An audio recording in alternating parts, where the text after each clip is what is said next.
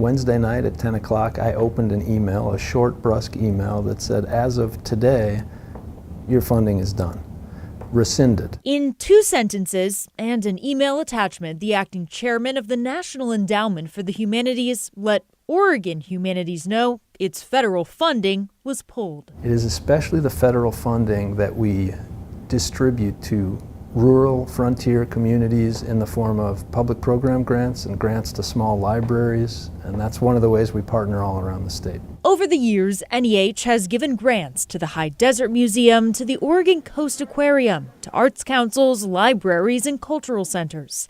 Adam Davis, executive director of Oregon Humanities, says following that termination notice, they've been scrambling since federal funding makes up nearly half of the nonprofit's budget. To figure out what's going on, how to connect with partners, how to connect with grantees, how to contest this. So in the name of efficiency, it's fairly inefficient. So for those wondering why this matters, Davis explains. What we work on is getting people listening to each other about the big questions that lie beneath how we live in community. And he spells out how it breaks down with the entire budget for this small federal agency, around $211 million.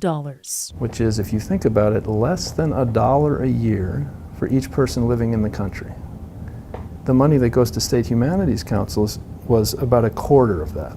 So if you think, is it worth about a quarter, 25 cents, less than a pack of gum, to support these organizations that are getting people connecting and building trust both in each other and in the possibility of democracy?